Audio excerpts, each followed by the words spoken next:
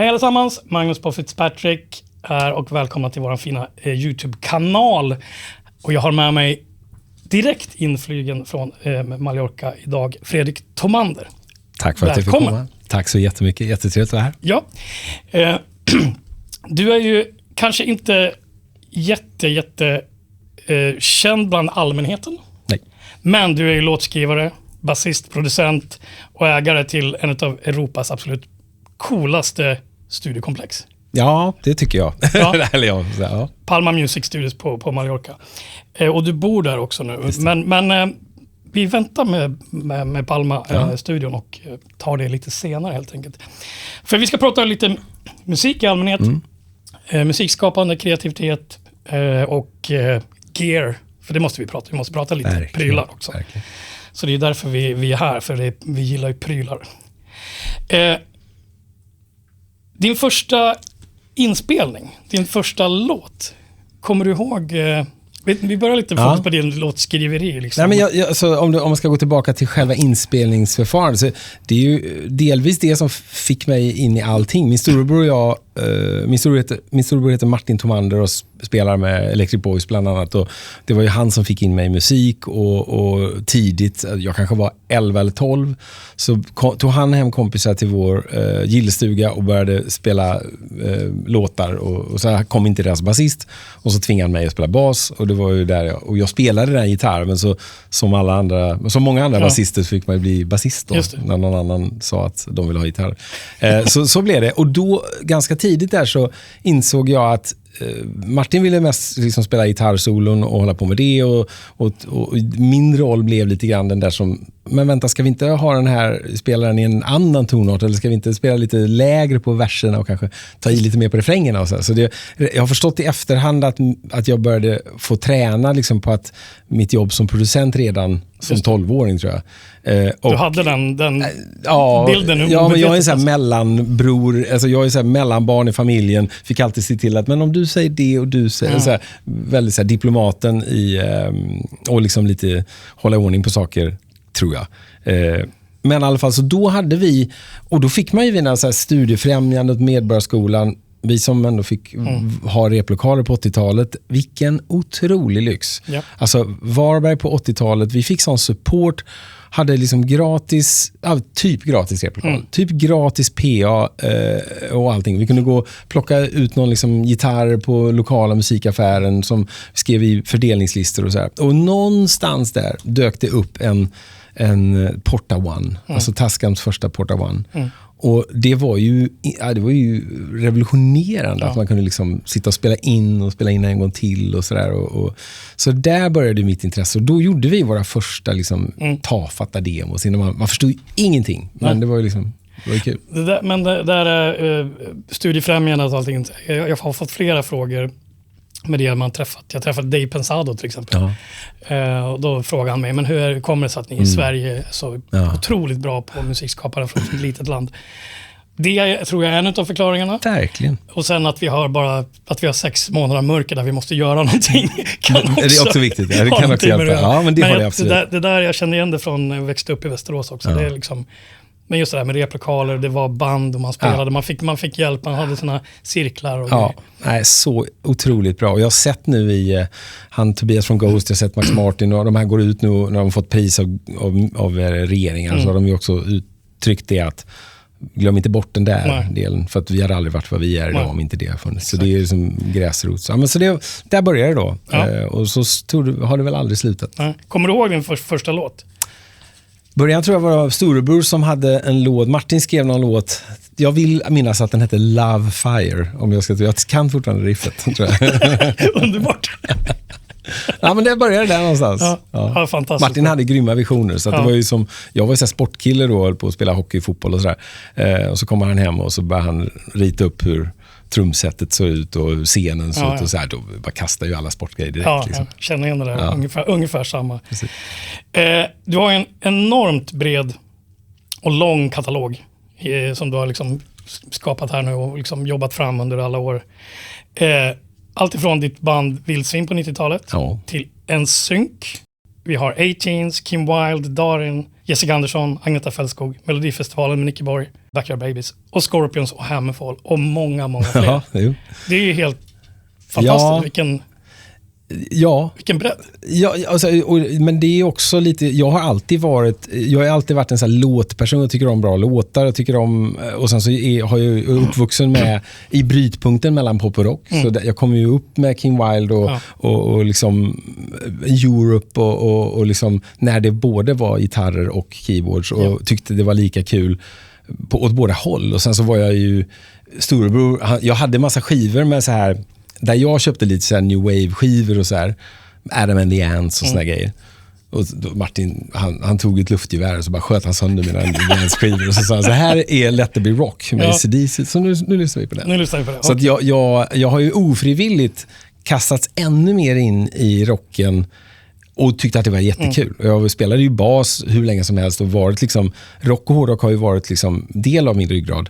Men den har ju alltid varit grundad i liksom, kommer liksom från ABBA-hållet också. Så att, det där är också en vanlig grej. ABBA, hårdrock, Max Martin också, samma sak. Ja, men det är ju det. Det är ju våra svenska gener. Det är svårt att ta bort. Jag brukar säga till folk från andra länder som frågar vad det är vi håller på med i Sverige. Varför har vi liksom det melodispråket? Och det är ju rakt nedstigande led. Sen var Benny och Björn fick sitt ifrån om det var folkmusik och allt det där. Men det är därifrån vi sitter. Folkmusikmelodierna är ju mycket av, det går att liksom transkribera ganska mycket till våran svenska hårdrock och pop. Verkligen. Och sen brukar jag säga också att, eller om får fråga så, att i Sverige har liksom pop aldrig blivit omodernt.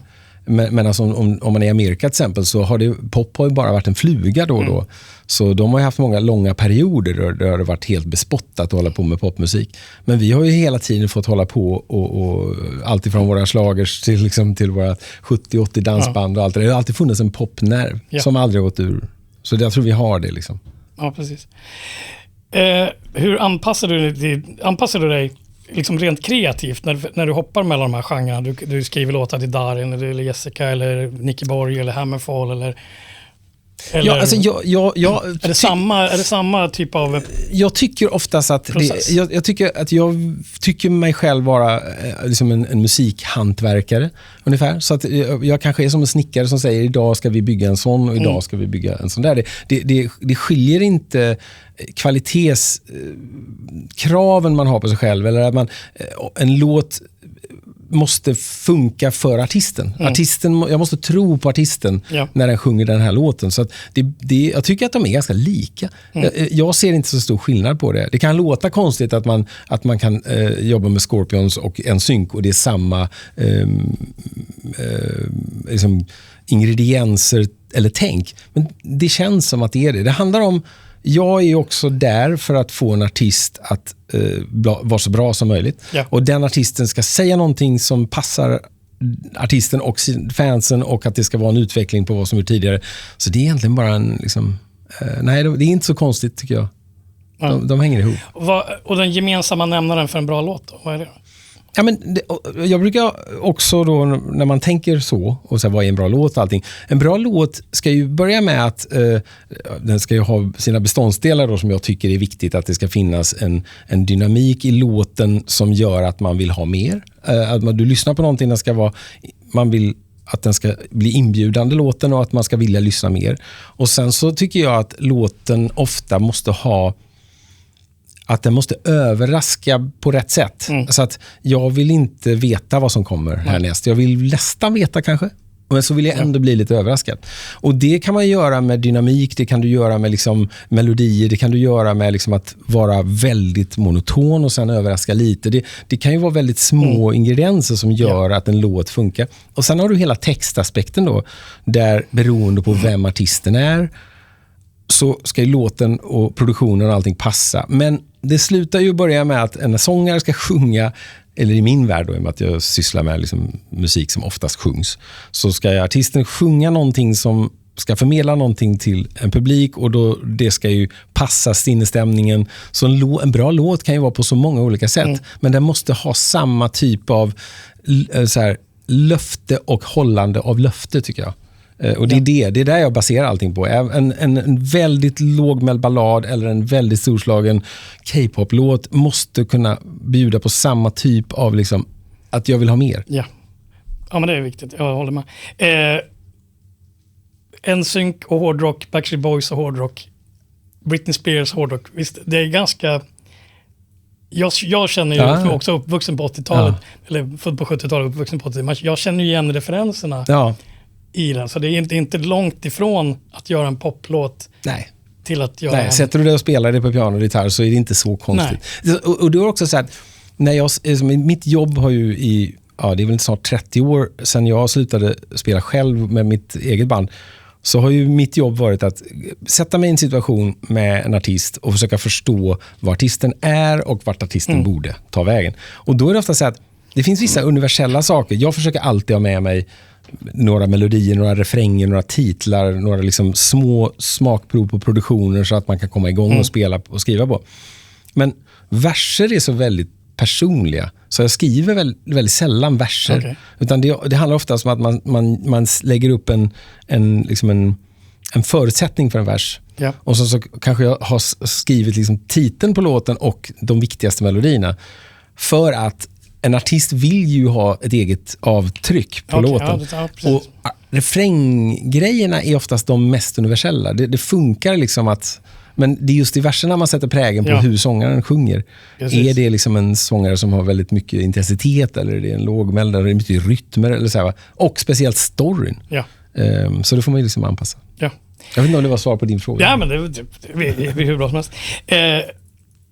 Om du skulle välja 3 av dina låtar du har skrivit, vilka 3 eller 2 eller 1 är mest du? Liksom, förstår du hur jag tänker? Ja. Om man skulle lyssna så här, jag vill lyssna på Fredrik Tomander. Precis idag så släpper Erik Grönvall sin nya skiva. Och den har jag producerat och jobbat med Erik sen ett och ett halvt år tillbaka. Det finns en låt på den skivan som heter Lost for Life. Och om jag skulle idag säga en låt som är väldigt mycket så tycker jag att den representerar väldigt mycket den typen av refrängbyggen och så. Och det gäller även flera låtar på den skivan. Det har varit ett fantastiskt samarbete med Erik. Det har varit otroligt kul. Otroligt duktig. Ja, han är så oerhört värd allting han är på väg att kastas ut i. Och sen så om jag går tillbaka i tiden, alltså första låten som jag och mina kompisar i Vildsvin skrev, som heter Saga utan lycklig slut. Den var ju den första låten som jag hade skrivit vi hade skrivit som publik sjöng. Alltså man kunde stå på en stor scen och så kunde många sjunga med den låten. Så klart att den måste ju finnas med då som en sån låt. Så Saga utan lycklig slut var ju viktig, för det kändes som att det var första gången jag knäckte någon typ av så här, just det. För första skivan vi gjorde med det bandet, då hade vi mest så här på skoj bara, kan man göra så här? Ja, det kan vi göra, vad roligt. Ingen baktanke liksom. Och sen så bara, nej men vänta nu, ska jag stå på scen och sjunga för massa människor, så kanske jag ska sjunga något som jag verkligen känner. Så då, det var viktigt. Och sen är det väl en samma, det har ju blivit många låtar med åren, men Anders Wikström och jag har ju haft ett fantastiskt låtskrivarsamarbete och har ju det fortfarande. Så det finns ju låtar vi har gjort tillsammans som jag tycker är fantastiskt bra. Det är en låt som heter I Believe som vi skrev till en artist som heter Bosson för massa år sedan. Så den är en sån här låt som återkommer hela tiden, för den tickar på runt om i världen. Och det är också sån här, det var väl en bra låt det där. Så Eriks platta ska vi lyssna in, vi ska lyssna på Vildsvin-låten och på Bosson-låten. Jag kan säkert komma på en annan, men det var det jag tänkte. Ja, men det var ju en enorm, för ni som vill grotta ner er mer och lyssna på Fredriks låtar, så finns det genre för alla. Ja, alltså det finns en spellista på Spotify i mitt namn som har de flesta låtar som har getts ut. Och det är högt och lågt. Och det är ju så. Jag har gjort jättemycket saker. Ja. Allt är inte... Ja, jag tog ju som sagt bara ett axplock. Så det är väl så. Om vi hoppar till det här magiska bygget Palma Music Studio nere på Mallorca. Flyttade ni dit innan? Eller var det så här, nu ska vi bygga en fet studio och hittade, och så flyttade ni dit? Eller hur? Ja, det var faktiskt så här. Jag flyttade ju med familjen först till Los Angeles och gjorde ett par skivor 2013 med tanken att det skulle bli våran bas. Sen var det en kombination av att våra döttrar var 8 och 12. De som har varit i Los Angeles och jobbat och varit där vet ju att hur mycket man måste åka bil och hur... Och det var svårt att få ihop en familj och ett arbetsliv som jag trivdes med. även om det är jättekul att skriva och vara kreativ där, så blev det att man ville börja en session klockan 9-10 på dagen, men folk kom klockan 2-3 på eftermiddagen och så skulle man hem midnatt istället för 4. Så det blev så här, det är jobbigt med familj då. Ja, och jag har alltid valt, alltså mina beslut har alltid baserats på liksom, jag ska ha ett bra liv och min familj är ändå prio nummer 1. Så då gjorde vi så att vi sa att vi ska inte bo i Los Angeles, och då kom vi tillbaks. Och båda kände väl oss lite mer så här bara, oj, men nu hade vi ju ändå tänkt, vi hade laddat för en förändring.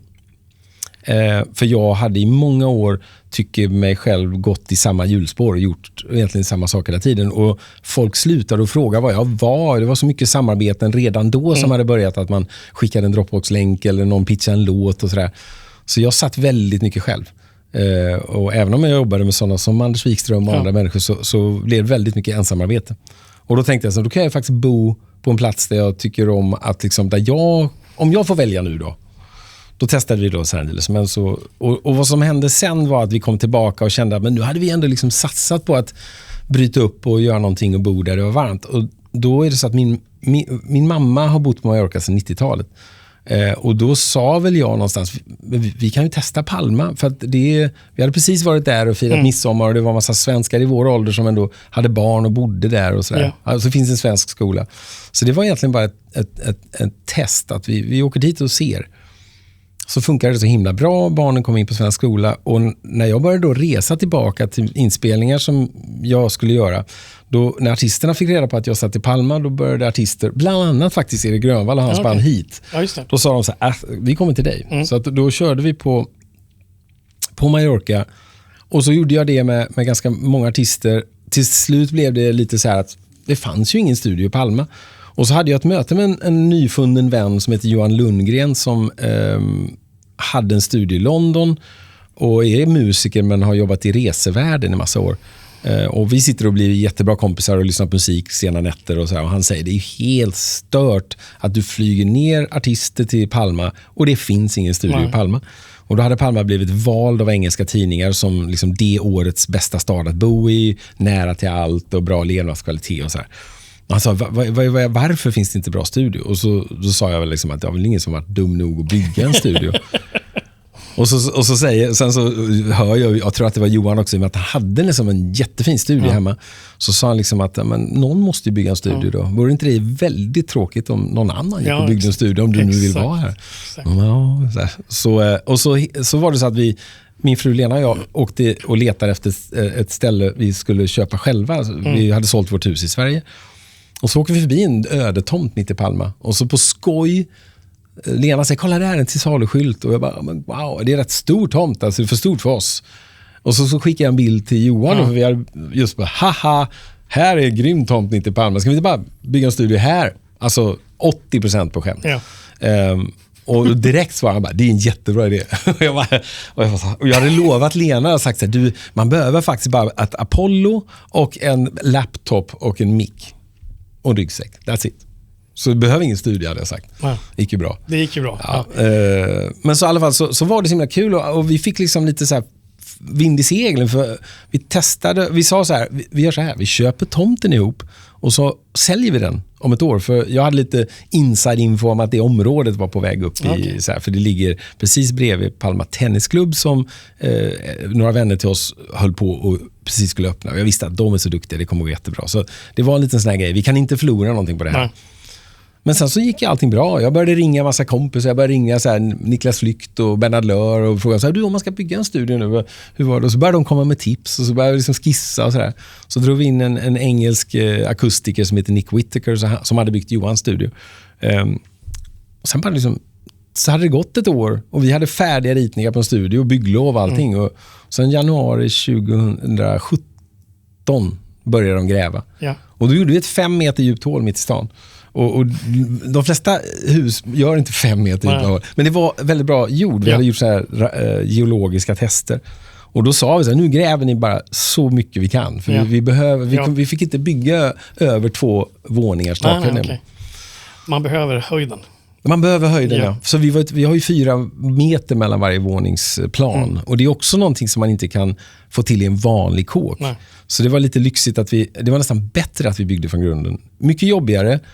På efterhand är det egentligen inte så mycket dyrare, tror jag, än om vi skulle köpt ett hus och renoverat. Det måste vara helt fantastiskt. Jag har tittat på hemsidan och sett bygget. Och man blir helt imponerad över liksom allting. Och men det måste vara helt magiskt att få göra det precis som ni vill göra.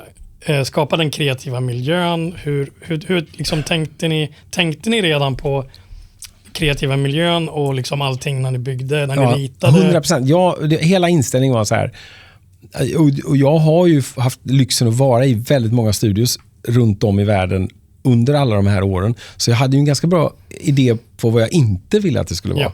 Jag vill inte ha svarta skinnsoffor och heltäckningsmatta och mörka lokaler och liksom så här. Jag ville ha liksom det ställen som skulle kännas som att men här vill man ju hänga. Lite ljusare och lite så här hemmigt liksom.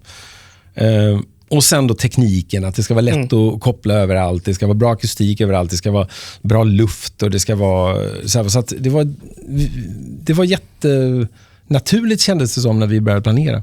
Och det är ju 3 våningar och en takterrass, och så har vi lagt liksom på undervåningen. För de som är intresserade kan ju gå in på vår Instagram på Palma Music Studios, och så kan man gå till första bilden, för där är tomten. Så man kan se hela, jag höll en dagbok på Instagram då, så man kan se hela bygget.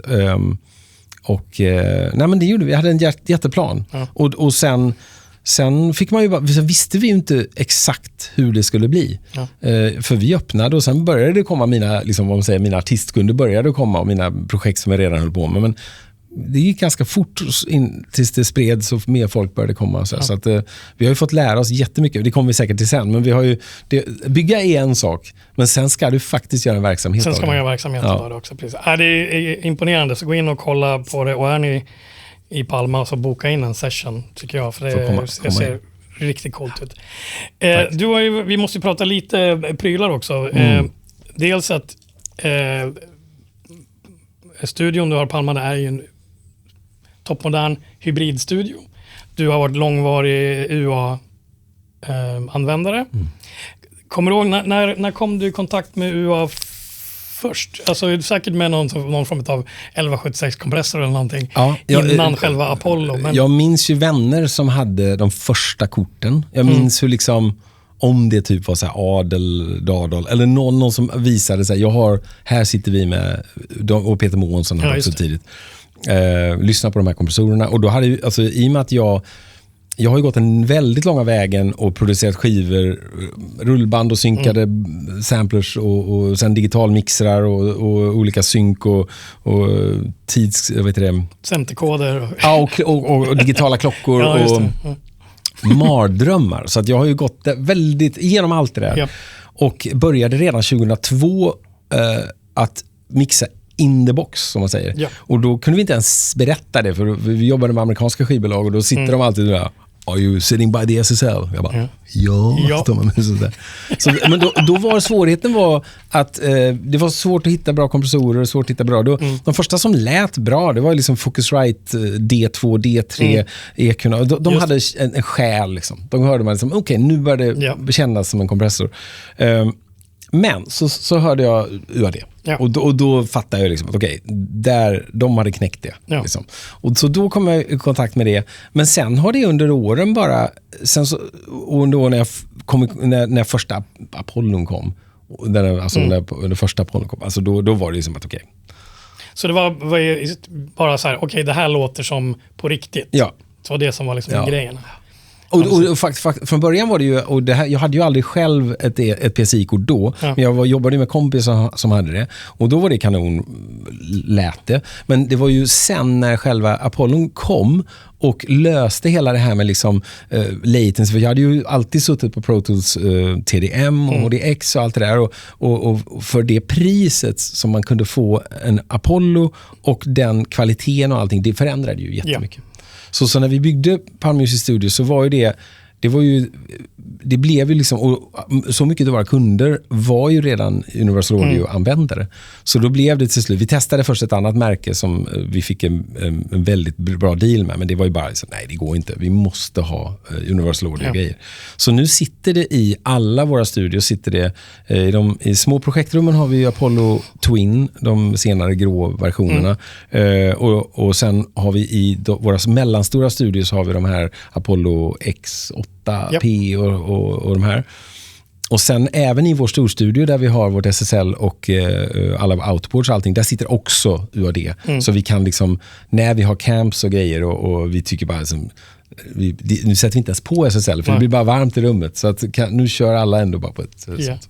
Så vi kör ju det överlag överallt. Så ni bygger ihop det med det analoga med Apollo, och jag måste säga det alltså, nu har vi i en av våra studios där vi gör mycket röster till film och ADR och sånt, då sitter det analog preamps, och det är bara för att liksom att det är bara av ren så här respekt för det stora filmbolaget att de har späckar. Det ska se ut så här. Exakt, det ska vara men vi har gjort jag tror vi gjorde hela Indiana Jones gjorde vi på bara liksom API-pluggen i det och allting, så att vi har gjort fantastiskt. Ja. Så när du skriver låtar själv, liksom sitter i produktion, jobbar du med liksom, gör du liksom till exempel Unison preamp, sitter du och väljer, nu ska jag ha den här nivel SSL:en på, eller tar du det efteråt eller nu har vi förproddat, nu spelar vi in på SSL:en eller? Jag har ett sätt att som jag alltid jobbar på. Jag har mina liksom, när jag spelar in sång så använder jag alltid liksom, eller nästan alltid, men jag har 1073 i Unison-läge, jag har den nya då 1176 kompressorn, den svarta, och så har jag min inställning som jag tycker om och låter bra, och så har jag ibland också då en Pultec och sånt där på, men oftast räcker det jättebra som första grund, och det spelar jag nästan, jag låter den toucha ett par 3 dB liksom när man tar i, så att det låter lite färdigproddat, och så har jag gjort liksom i väldigt många år, för att man inte, vi ska ändå ta det där beslutet sen. Jag kommer ju ändå dra på lite av den och lite av den och lite av den. Så jag gör det redan från början. Så det är en liten färdig... Ja, det ska låta bra redan från början, tänker jag. Och sen och då har jag det. Och sen, jag har ju flera olika console presets då. Så om jag sitter i min studio inne i stan, då har jag ju där jag har mitt stora keyboards, och jag har ju inputs för ett par olika mikrofoner och så vidare. Då har jag en console setup, och då brukar jag, beroende på då vad det är. Sång är oftast det jag sa nu. Gitarrkanalen, då åker du på olika grejer. Då kan det vara Fender-stärken, eller om det är Friedman eller vad det kan vara. Om det till exempel är bas, det är ju Ampeg-pluggarna, båda de nya. Och då är det samma där, då kör jag den, och sen så på basen oftast en LA3, LA3A, och sen så samma tänk. Jag vill ha ett bra ljud redan från början, och det ska bara vara där. Så när jag plockar fram gitarren eller basen, då ska det bara låta så som jag tycker att det ska låta. Så det är jättebra. Och så när jag kommer hem, då laddar jag min egen, jag har en liten Arrow hemma också som jag sitter, och där har jag en Neumann, så här handhållen Neumann, så här KMS 107. 105? 107 tror jag den heter. Nej, 105. Det var länge sedan jag var i musikaffär. 105, yes. 105. Den har jag hemma och sjunger i. Och det är samma sak där. Jag har liksom den och så gitarrer och så här. Så det är väldigt enkelt. Men och sen såklart, och då har jag inte börjat prata om att jag menar reverberna då, som jag tycker också det är en jäkla fördel att kunna ha de där fantastiska reverberna. Då när du började med UAD, då var det ju DSP-fedatorerna var ju inte riktigt tillräckligt snabba. Nej. Och då köpte man då PCI-kort i början, och sen blev det Satellites, och nu sitter DSP-processingen i Apollosarna. Hur mycket känner du att du behöver DSP:n idag jämfört med då? Jag har inte ens funderat på det. Du tänker inte så? Nej, eller man kan säga så här. När jag mixar idag så använder jag inte så mycket DSP-pluggar. Det är bara för att jag ska kunna ta min laptop och sätta mig på ett café och öppna mixen också och glömt av. Då använder jag ju de här UADs X, vad heter det? UADX, Spark, som är deras native-pluggar. Ja, och det är ju helt fantastiskt. Jag skulle ju önska att de var cross, precis som det var på RTAS TDM-tiden. Att man kunde... Det är de ju, de som finns och om du äger dem. Äger du en DSP och den finns som... Ja, är det så? Ja. Ja, men då har jag ju det. Ja, då har du det. Det jag vill komma till var att, precis som du säger, att DSP:n idag är ju ännu viktigare när du spelar in. För du kan göra, precis som du säger, sätta din inspelningskedja helt latency-fritt, lägga upp reverb och delayer och så grejer. Som sagt, man har kanske inte använder lika mycket mix som idag. Och jag tycker det är viktigt att påpeka liksom, att det är fortfarande aktuellt. För att annars har du en latency och då kan du inte sätta upp din headphone. Så det har faktiskt inte förändrats på alla år. Och på den tiden vi hade TDM och vi har ju fortfarande Protos HDX i vår stora studio. Men att jag sitter så sällan själv och jobbar där så att det är mest för våra tekniker som spelar in liveband och sådär. Men jag har ju detta workflow så jag tänker inte ens på det. Det är bara liksom, det bara funkar ju. Ja. Du har ju nämnt några utav de här pluggarna, men om du var strandsatt på en ö eller isolerad i studio på Mallorca som du är ibland. De tre de som du inte kan leva utan, UA-pluggarna. Nu ska jag ta ett bra svar, för det är ju faktiskt så att alltså det finns ju pluggar. Jag älskar ju de här preamp. Alltså jag måste ju börja med vad som jag tycker färgar ljudet bäst. Och då skulle jag nästan kunna säga så här, dels tycker jag att Vision, alltså API's Vision plugg är jättebra om man vill ha lite cleanare och ändå lite, så den skulle jag klara mig jättebra på. Tycker också om det var SSL-versionen, den som är lite brun, alltså den som är beige, den är också fantastiskt bra. Och sen såklart NIV och 1176, men det är för många pluggar. Då skulle jag välja jag undrar om inte jag skulle kunna, jag skulle inte vilja ta bort 1176 så det måste ju finnas, där måste ju finnas med. Vet du vad? 1073, 1176 och EMT-plåten. Inte en helt dålig kombo, eller på säga, men en trippel. Men de skulle jag nog bara, det räcker bra. Ja, EMT är också fantastiskt bra. Och Pure Plate. Alltså den är jättebra. Den är superbra. Den är liksom som det är någon som har bara tagit den bästa algoritmen från EMT och bara satt i den där. Så den, precis som Oxide eller Oxide, alltså den är en best of liksom mycket av tape-grejerna. Och den bara funkar, det låter jättebra. Och kan slänga på den på massor med kanaler utan att det egentligen händer så mycket. När vi växte upp så fanns det ju liksom miljonstudios. Man hade inte möjlighet att gå in i en studio, utan det var få förunnat att gå in i en stor studio. Man blev tvungen att ha skivkontrakt och så vidare. Idag sitter de flesta med Apollo Twin eller en Apollo eller något annat ljudkort och laptop på ett hotellrum.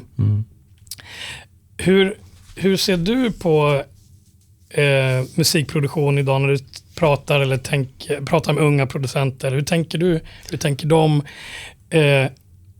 Behovet av en studio som Palma, och hur jobbar ni för att liksom ha det behovet uppe? Rent krasst är det så att eller är det genrebaserat? På ett sätt kan det vara genrebaserat, för vissa typer av musik gör ju sig bättre att spelas live i ett bra rum och så vidare. Men vi får ju väldigt mycket så här laptop-producenter till oss som är så fruktansvärt duktiga och vi har sin sound och de har allting och det sitter liksom i laptopen. De har ju blivit så här otroligt duktiga på att prodda i laptopen. Och de har sina hörlurar och det låter redan skitbra. Så att jag kan ju inte säga att ni måste vara i en stor studio för att skapa musik. Det är ju inte det handlar om. Återigen, viss typ av musik, då blir det alltid mycket bättre om man ska förutsätta, om du ska ha en liveband med liksom basstrum och gitarrer och så här, då kommer det att låta jäkligt mycket bättre om man spelar in det typ hos oss eller så här. Men det är liksom inte, hade vi byggt en studio på 90-talet så hade vi varit tvungen att bygga väldigt mycket maskiner och sådär. Vi har ju lagt krutet på jättebra lyssning, jättebra akustik, väldigt bra mikrofoner överallt, saker som är jobbiga att ha i ett hotellrum. Alltså, vi har ju försökt att skapa en miljö som gör att det man inte kan göra på ett hotellrum då. Nej, precis. Och det är ju att spela jättehögt, vara uppe sent på kvällen och inte behöva oroa sig vad andra tycker. Nej. Vi har ju alltså, vårt hus är ju, det är en stor betonglåda mitt i stan. I den betonglådan så är det 8 stycken flytande betonggolv som är separat. Varje studierum har ett eget flytande golv hängt på gummiupphängningar eller så på gummiklossar liksom. Ja. Och på varje 8 så har man byggt inkromet på det rummet. Och så har vi ljuddämpande luft in och ut i varje zon.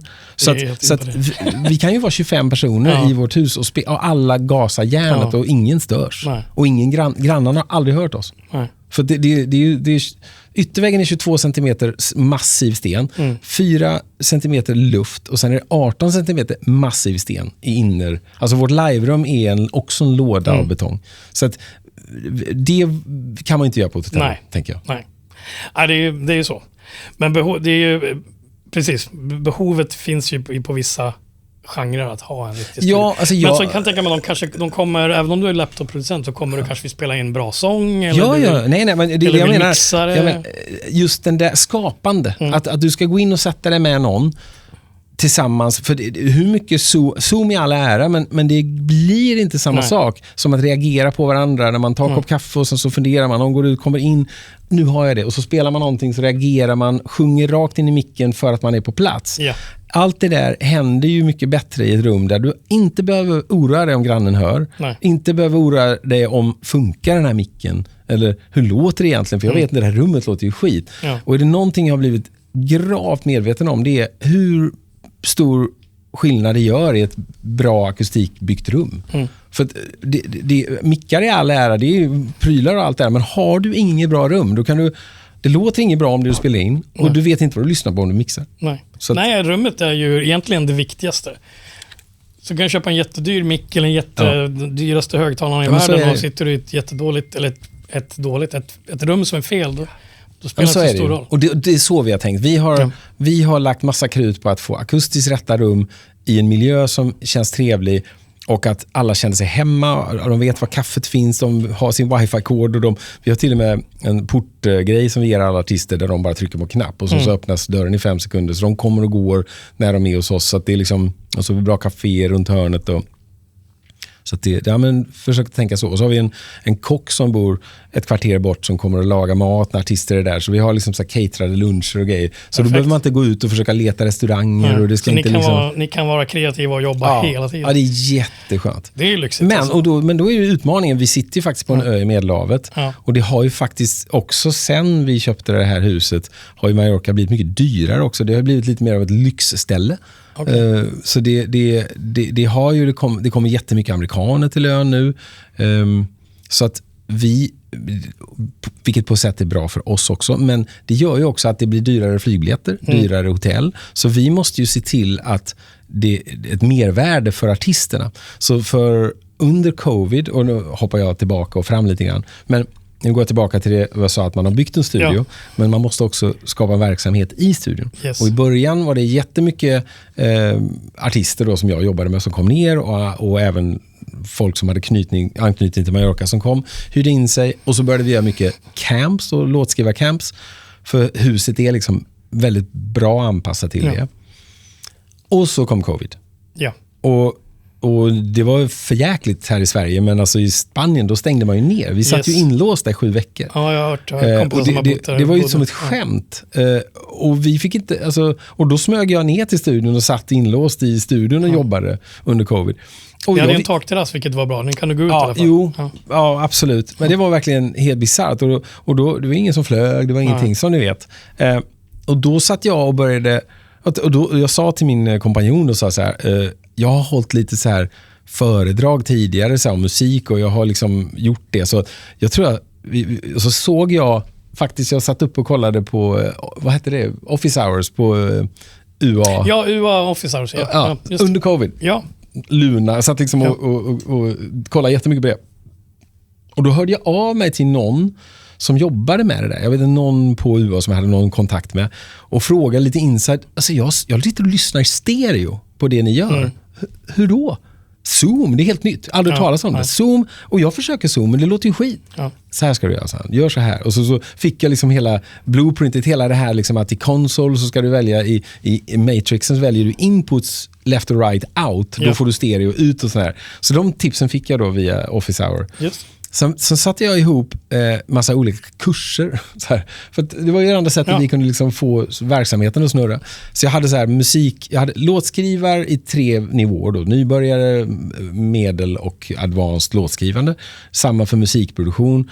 Och så hade jag körde 1 eller 2 vändor med det, och då hörde de av sig från Skap och Stim i Sverige och motsvarande i Danmark. Och då satt ju alla artister hemma, så de var jätteschyssta och de köpte loss massa lektioner av mig. Okay. Så då satt jag varje vardagskväll satt jag mellan 6 och vad det nu var 7 eller halv 8. Så satt jag och körde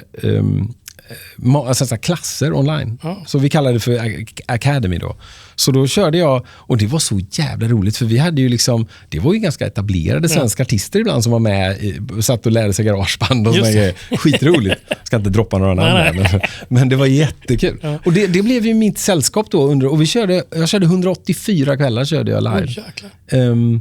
Så det har du har byggt upp då kanske tack vare covid också då, det du blivit tvungen att göra då, att ni har massa olika ben att stå på det. Ni har olika event. Ja, och då jag såg att ni kör live-framträdanden, ni kör live. Ja, och jag tänkte komma till det, för det hänger ihop lite grann det här. Då var det så att samtidigt hör de också av sig från flera filmbolag, för att det bor alltså flera skådespelare på Mallorca som av rang, alltså Mads Mikkelsen och Joseph Fiennes och folk som gör stora filmer. Och helt plötsligt sitter de fast i sina hus, och då ska det göras klart. Ja. I det fallet då var det Lejonkungen som skulle göras. Okay. Och då hör de av sig till oss och säger, vi måste spela in. Och vi kan inte säga vilken film det är, men det här, kan ni det här? Jag bara, yes. Och så vad är ADR? Ja. Och så sitter jag och så får jag hjälp av en kille här i Stockholm som var som sitter på Red Pipe, Fredrik Lantz, som hjälpte mig att få igång på det där. Fantastiskt bra setup. Och vi lärde oss hur man spelar in röster på film,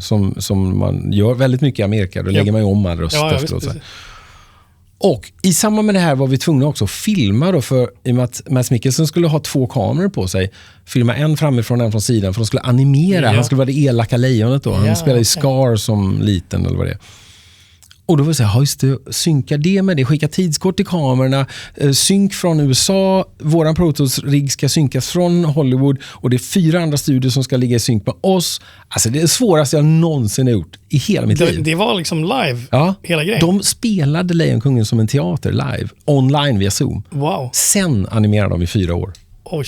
Sen kom vi bara ut för 1,5 år sedan. Eller någonting. Wow. Så det här satt vi och gjorde under covid. Och fick ju lära oss då, just det, kamera där. Då var det Blackmagic-kameror som de ville ha. Okej, vad är det? Och sen så började hela den här grejen med att artister inte kunde turnera. Och då har Jakob Hellman bodde i Palma då. Och hans fru var präst på Svenska kyrkan, och han var mycket i studion, vi blev kompisar. Och vi spelade in lite med honom när han höll på med den skivan som kom ut då, första skivan efter 30 år. Så skulle han göra en stor turné, men då ställdes ju den in. Och då körde vi live i studion, och då hade vi ju lite fått kläm på det här med kameror och streaming och det här med att broadcasta ut och sådär. Så han gjorde gig i studion som vi sålde biljetter till så här, mitt under covid. Och det gjorde vi att vi öppnade upp den dörren också. Och då blir det så att när man kommer tillbaka till det här med att driva verksamhet, för att det är jättekul att bygga en studio, men jag hade ju inte tänkt att detta ska vara så här lyxprojekt som man liksom bara får pröjsa för att hålla på med. Nej. Det här måste ju funka. Ja, precis. Och då var det så här, masterclass, alltså mina klasser under covid räddade verksamheten då. Sen när det öppnade upp, då hade ju faktiskt världen verkade ha lite så här covid-bidrag och sådär. Så det var mycket skivbolag, mycket artister som helt plötsligt hade lite pengar. Så 2022 var faktiskt ett bra år liksom. Ja. Men sen märkte vi 2023, då kom liksom Ukraina-krig, det hände mycket, och vi är utsatta för vi är på ett ställe dit man måste resa om man ska inte bara jobba med lokala artister. Och så många lokala artister finns det inte så att det går att hävda att man ska hålla sig på det. Så då började vi göra en deal med artister som kom ner, att vi gör så här. Vi ger er väldigt rabatterad studietid mot att vi spelar en spelning i vårt liverum, och så sänder vi den spelningen till era fans. så säljer vi 50 biljetter, för vi får plats nu för 50 pers inomhus i studion. Och sen så blev det så jäkla lyckat att vi började med, jag minns inte, det var nu Jakob som gjorde dem först, och sen så har vi haft brorsan Electric Boys har gjort det här. Vi hade hela Nisse Landgrens Funky Unit gjorde, och då gjorde de en hel skiva en hel vecka. Och så gjorde vi 2 sådana konserter som både streamades och spelades live. Och då finansierar det hela skivinspelningen, studiotider och allting, bandets boende och resa. Och så får fansen en helt otrolig upplevelse. Fantastiskt. Så det blev en sån här win-win-grej. Ja, verkligen. Så den har vi faktiskt spinnit vidare. Och igår kväll hade vi Eric Bazilian i studion. Ja, jag vet. Så du fick en länk. Jag missade det. Ja, men så det är jättekul. Ja. Så han är en låtskrivare av rang. Ja, men verkligen. Ja, hade jag velat se, men det missade jag. Ja, men så det fortsätter helt enkelt. Och är en av de grejerna som jag brinner nästan allra mest för. Just att jag vill att fantastiska band ska tycka att de har råd att komma ner och spela hos oss. Ja. Och då är det klart att då krävs att de har en fanbase. Så att det finns fans som är villiga att köpa en biljett och sådär. Men det är rätt mycket artister där i den mellanfåran som... Men då fokuserar ni i början med fokus på Sverige och svenska artister och sådär, eller öppnar ni upp det brett och jobbar från början? Nu är man ju svensk och jag har mycket kontakt med, och Erik Grönvall gjorde ju det här också innan, precis när vi satte igång med hans skiva. Då gjorde han en sån här konsert också. Just det. Så det är klart att man gräver ju där man står. Och sen så är det mycket svenskar och en ganska så här härlig community på Mallorca som tycker att det är kul att gå och titta på musik. Men tyskarna är jättestora. Vi har ju mer tyskar idag i vår studie än vad vi har i något annat land. Så att, där ser man. Det är mycket tyskar också. Jag tänkte bara kort nämna liksom, låtskriveri och kreativitet. Och då kan man liksom inte idag inte prata om det här tråkiga AI som är ju skitbra på vissa sätt men jävligt jobbiga på andra sätt. Så att, och som branschen har ju förändrat sig och låtskriveri kanske har förändrat sig. Och nu en del av min fråga här och som min tanke är så här, hur får man folk då att vilja lyssna på organisk musik, alltså musik som är skriven av människor, framförda av människor och unga låtskrivare som kommer upp nu och bryr sig Svensson om att är det en låt som är skapad av en dator eller är skapad av en människa. Det är en jättelång diskussion. Men och den är viktig och den är intressant. Ja, jag tänkte bara, vad din, med tanke på... vet du vad, jag ska ge mig 2 vinklar på den här. Ja. För att å ena sidan så har jag alltid varit väldigt så här, pro-utveckling. Jag tycker om när jag är inte rädd för utveckling. Jag har alltid liksom känt att när det blåser så hissar vi segel och så åker vi dit där vi hittar på en lösning på det som är. Jag ser ju nu alla artister som kommer till vår studio hur mycket det är Suno som håller på och jobbas med. Det är jättemycket. En positiv grej vi får det är att vi har jättemycket så här sångare som har gjort sina egna demos och kommer med färdiga Suno-bakgrunder. Och det händer flera gånger i veckan nu. Och det är jättebra. Men samtidigt så här, fast det är bra. Men fasen vad det här varit bra om det hade liksom spelats av riktigt. Yes. För det låter ju fortfarande facit och konstigt liksom. Ja. Och det är väl kanske bara en tidsfråga innan man inte kan höra det heller. Men det jag är mer brydd över det är att om vi inte vågar tänka själva. För jag ser också det är det första folk gör. Det är liksom, de säger att jag har den här, spelar någonting och så bara in i Suno. Och det blir så här, om man inte, jag tycker ju själv att det är den delen som är rolig. Så jag hade ett Suno-abonnemang tidigt och har fortfarande ett sånt här billigt abonnemang som bara man ska liksom bara latcha. Men i början var så här, när jag började inse att det går ju faktiskt att göra massa saker och det blir ju faktiskt ganska okej. Då blev jag helt bara blank. Jag blev så här, det var tråkigast jag varit med. Ja. För då började jag googla på så här filmkameror istället och så här, för jag tänkte, det där tycker jag är bara så jävla tråkigt. Men att människor vill vara kreativa och skriva låtar, den kommer ju aldrig försvinna. Men liksom att just det här med att det är så enkelt, vilket är ju också awesome, att det är enkelt att göra saker, men att lyssnaren Ja, men då tänker jag så här, det här, och nu kommer den kanske hur jag förhåller mig till det. På samma sätt som jag tycker att det är jättebra att man kan ta och skriva i Claude eller ChatGPT så här, jag vill säga det här till min chef, kan du bara skriva det snyggt liksom. Det är det här vad jag vill säga. Och så skriver den ett jättesnyggt, kanon, vad bra, rättstavat allting. På samma sätt så kan jag ju idag tycka att det är väldigt skönt att nu har jag skrivit så här, första versen och jag vet vad refrängen ska, alltså ha det. Första versen och så här, ge mig 3 förslag på en andra vers då.